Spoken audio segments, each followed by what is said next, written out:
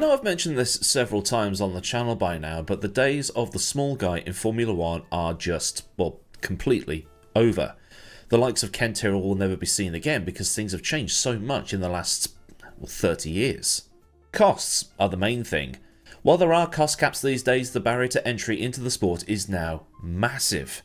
Even Alpine, who are the worst performing team in Formula 1 this season and the only team on the grid where they haven't had both drivers score points in 2025, are valued at over €1 billion. You wouldn't think it, but they are. Then there's the actual getting onto the grid in terms of drivers.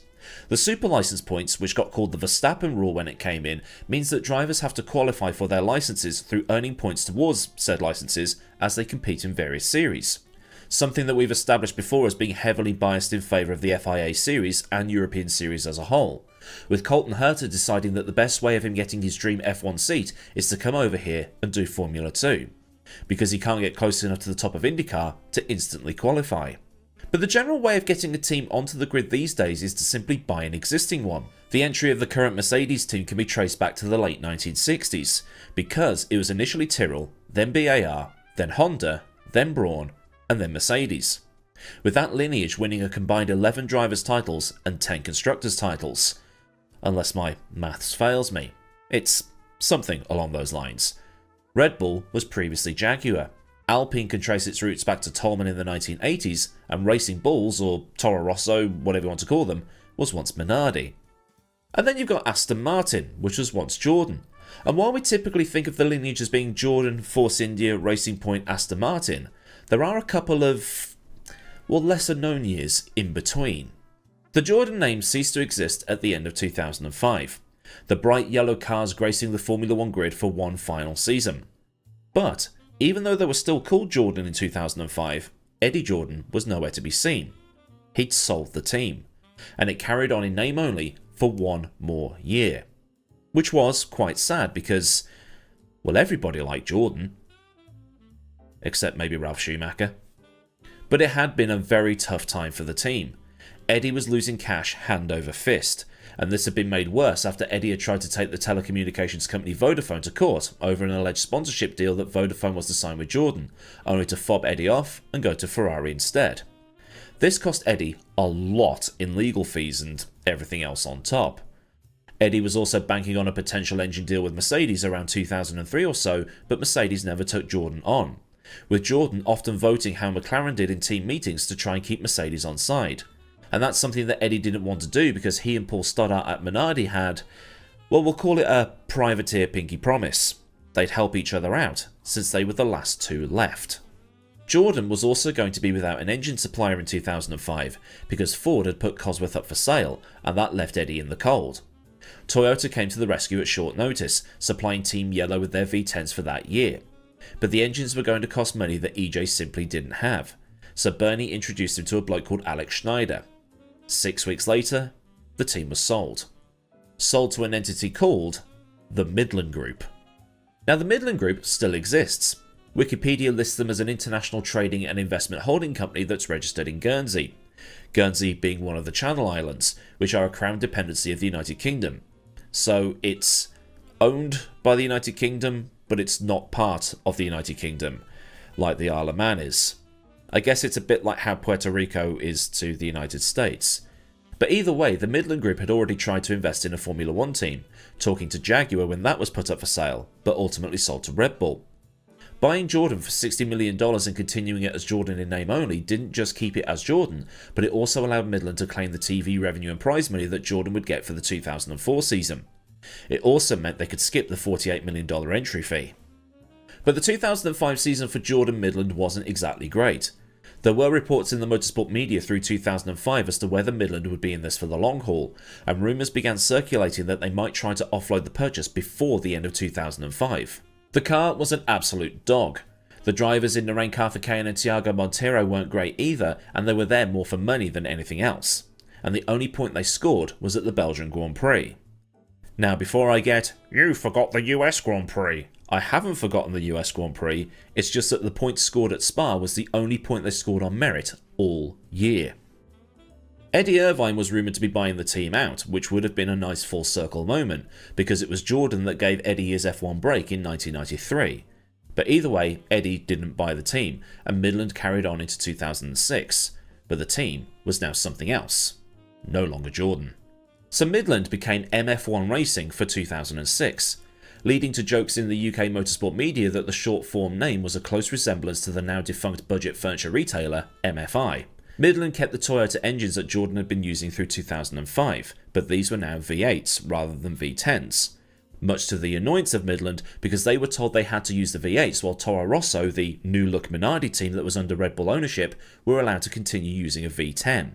And this is something I've covered in full before, with the first Toro Rosso being the last V10 F1 car.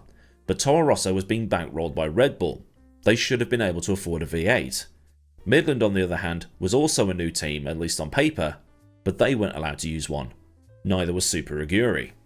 And the car itself was, well, a looker. At least I think it was. Reddy orange, white and dark grey colours that reflected the Midland Group's corporate colours, and was built by the team at the Silverstone factory, although initially Dallara was supposed to build it for them.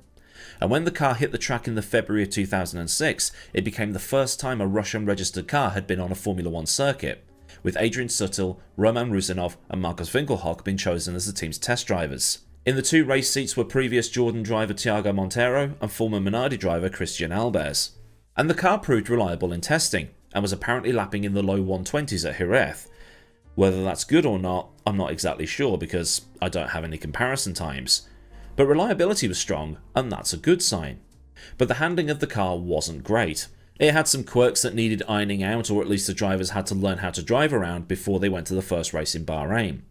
The team was still on Bridgestone tyres as well, so with the Toyota engines, the tyres and the factory, they really were Jordan rebranded. Even the design team was the same.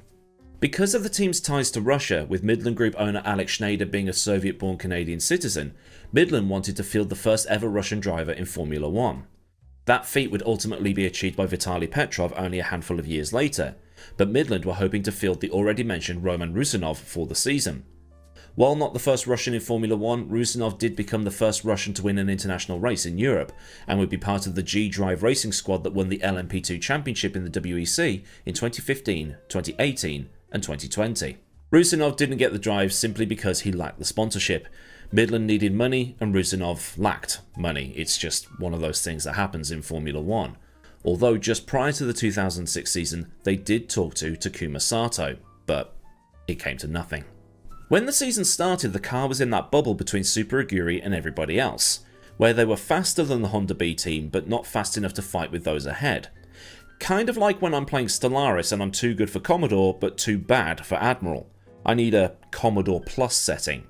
But the Midland's reliability was such that they were doing okay, all things considered, and tyre development from Bridgestone and improvements to the car meant that they were closer to Toro Rosso by mid-season and able to beat them on merit on occasion, all while being ahead of Super Aguri.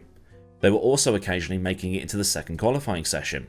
But while the car improved, they were often involved in incidents. A Midland car was involved in a first lap collision at Monaco, Indianapolis and Montreal, with the latter being where the two Midland cars crashed into each other, which isn't a good look. But the progress was real. In 2005, the team as Jordan had been 4 seconds off the pace per lap in the race.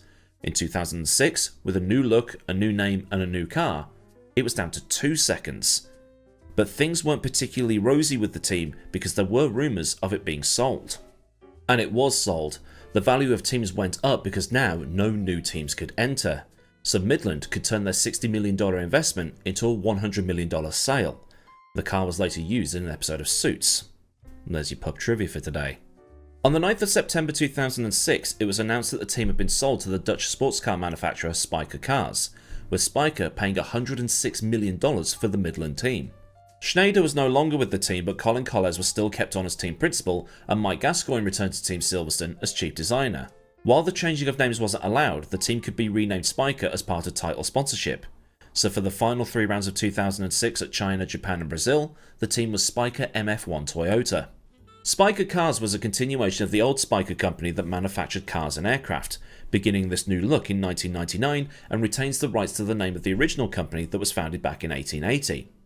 They continued making cars into the new millennium, one of which appearing on Top Gear, and had been floated on the Amsterdam Stock Exchange in 2004. By the time the company had purchased Midland F1, Spyker was suffering from financial issues, with shares in the company falling from around €22 per share to around €13 per share, and the company then received some investment from the Mubadala Development Company, this being an Emirati sovereign wealth fund that owns the likes of Etihad Airlines and also held a 5% share in Ferrari. So that explains why both Ferrari and Spyker had Etihad sponsorship on the cars during 2007. It also explains why Spyker had access to Ferrari engines in this time. While Mubadala had 5% of Ferrari, they had 17 in Spyker, and it was hoped that the investment would help the team through the 2007 season as it found its feet in Formula 1. The Ferrari engines replaced the outgoing Toyota units, which went to Williams, and the team kept Albers as the somewhat obligatory Dutch driver. His teammate would be former Midland test driver Adrian Sutil. But it was clear that Spyker still needed to keep topping up the bank balance. They signed 4 test and reserve drivers for 2007. Those being Adrian Valles from Spain, Farouz Fauzi from Malaysia, Dutchman Guido van der Garde, and the German Markus Winkelhock. But when the 2007 season started, the adapted Midland car was starting to show its shortcomings. The car was barely able to crack the top 15. Albers did manage to get 2 consecutive 14th places at Bahrain and Spain, but the car was proving to be a bit unreliable, with Albers retiring from the opening 2 rounds in Australia and Malaysia. With Super Aguri having for all intents and purposes the previous year's Honda to play with, Spyker was going to be propping up the back end of the grid, often found about a second off the next fastest car. If there wasn't a Spyker in last place on the grid, it was because of engine penalties or somebody not setting a time. The team also had to take a stab in the dark as to how the 2007 Bridgestones were going to work, and worked a lot on the aero of the car, leaving anything on the previous car that worked the hell alone. But after the Canadian Grand Prix, Albers was gone. He'd simply run out of money. Although the Dutch team didn't want to sack its Dutch driver, they had to, and taking his place at the Nürburgring would be Markus Winkelhock. And Winkelhock was able to give Spyker its time in the sun. At the Nürburgring, he took a gamble on putting wet tyres on at the end of the formation lap, and as people spun off or pitted for their own wet tyres, he found himself in the lead to the tune of around 30 seconds. The race was stopped for a bit with Winkelhock leading for 7 laps officially, but when the race resumed, he slipped down the field and then retired on lap 15. It means that he is the only driver to lead a lap in 100% of the races he's competed in. Verstappen, Senna, Hamilton, Schumacher, they could never achieve that. Yeah, okay, Winkelhock only participated in 1 Formula 1 Grand Prix, but it counts. I'd take it. For the Turkish Grand Prix, a B-spec car was supposed to arrive, but it failed the mandatory crash tests. It passed them in time for the Italian Grand Prix and the car was off the pace. It was also off the pace at Spa, but then at the Japanese Grand Prix at Fuji, there was a breakthrough. That race was wet. Very wet. And I've seen some people say online that it's this race that is Hamilton's greatest ever performance, better than Silverstone the following year. But we might have to visit that at another time. And in qualifying, the Spykers were, as ever, down the back end of the field in their B-spec car. Sutil was 20th, with Sakon Yamamoto, the 3rd driver in the other car, down right at the back, and as was typical, a second off the driver ahead. But like I just mentioned, in that race it lashed it down, with Hamilton taking the victory and a lot of attrition in behind. Sutil managed to keep his Spyker on the black stuff and ended up finishing 9th on the road. Ahead of him though was the Toro Rosso of Vitantonio Liuzzi, who was penalised 25 seconds for overtaking under yellow flags. Because of that penalty, Sutil was promoted up into 8th and took the final point, and Spyker's only point. Funnily enough, it was Sutil that Liuzzi overtook under those yellows, so it was a bit of karma, a bit of payback, however you want to call it. So that was as good as it got for Spyker. Sutil retired from the next 2 rounds in China and Brazil, while Yamamoto was 17th in China and retired in Brazil. But behind the scenes though, the team had realised by August that they either had to sell part or all of the team to keep it running, because money was fast running out. Enter a consortium of businesses called Orange India, led by Indian businessman Vijay Mallya. Mallya bought the team outright in October 2007 and renamed it Force India in time for 2008, using an updated version of the B-spec Spicer chassis for that 2008 season. Spyker ended up selling the team for around a $20 million loss. But Spyker continued on as a sports car company. In 2010 it bought Saab from General Motors and then hit financial troubles again. In 2011, North Street Capital was supposed to buy the company, but the transaction never went through. In 2014, the company confirmed its bankruptcy, but was able to restructure and resume production in 2015. In 2021, they went bust again, but was rescued in January of 2022. So as a quick stat attack, combined the two teams as Midland and Spyker entered a total of 35 races, with only Sutil for Spyker scoring a point between them. Spyker did finish ahead of McLaren in the 2007 season, but that was because of McLaren being excluded after everything kicked off with regards to Spygate, a video I need to do in the future. That 1 point that Sutil achieved gave them 10th in the standings, with Super Aguri, a team that previous entity Midland had beaten in 2006, scored 4 points in total, this being through Sato's heroics at Montreal and also his good result in Spain. In 2006, when the team was Midland, both Albers and Montero had finished above Sato in the championship, despite both cars being disqualified from the German Grand Prix due to having illegal flexing wings that were against the rules. The reliability of the Midland car allowed the two cars to have a better best finishing position compared to the Super Aguri of Sato, himself disqualified from the Chinese Grand Prix. Montero managed to get a 9th place at Hungary, while Albers was 10th at that same race. Sato, meanwhile, also scored a 10th place at the season finale in Brazil, but Albers' next best result was 11th in Australia, putting him ahead of Sato.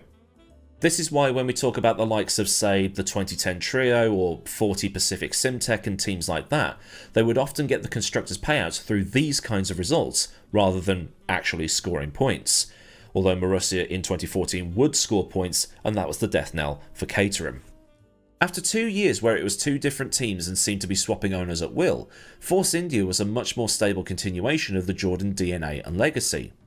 Although about 10 years after the acquisition of Spyker, Force India fell into troubles of their own, as Malia entered a spot of legal bother, and it was then rescued through the efforts of Sergio Perez and the later purchase by Lawrence Stroll. Today, after a brief period as Racing Point, it's now Aston Martin, and it seems that Stroll has got some big ideas of where he wants to take the team, as shown by the hiring of Adrian Newey. And it's a bit strange to see these cars again, because if you don't know a lot about this period of Formula 1 history, you might assume that the Midland and Spyker teams were these have-a-go heroes that you might have seen in the 90s, the likes of Simtek, Pacific, Forti. But Midland and Spyker weren't new entries that just filled the numbers. This was a continuation of a somewhat historic and popular team, a team that was once a dark horse for the 1999 Drivers' Championship. A team that was at its lowest and then ended up as Force India, a continuation of that underfunded yet overachieving underdog. So that's why I like to call this period of Formula 1 history Jordan, the interim years, or Jordan, the forgotten era, or something along those lines. Because, like I said, if you didn't know that this part of Formula 1 history existed, you would think that Spyker and Midland were just these two other teams. I think a lot of people forget that it didn't go from Jordan straight to Force India. So then, a look at the Midland and Spyker F1 teams, a period of Formula 1 history that paved the way for the likes of Force India and Aston Martin, even if we forget that they were part of this lineage, that being Midland and Spyker rather than Force India and Aston Martin. If this has been interesting for you, then do give the video a like so I know a good job was done, and for more stuff from the channel, get subscribed and also get the bell on so you never miss out on any future videos that I do around here. Massive thanks as ever go out to the mad lads over at Patreon who continue to support me at a more personal level, and if you want to help cover the costs around here, there's a link to Patreon in the description, along with links to Discord, socials, affiliates and any other bits and bobs you might want or need to know. Well, there's super thanks for any one and done donations, and memberships if you want to do Patreon style support, but without going through Patreon. So until next time, I've been Aidan Millward, have a great day wherever you are, and goodbye.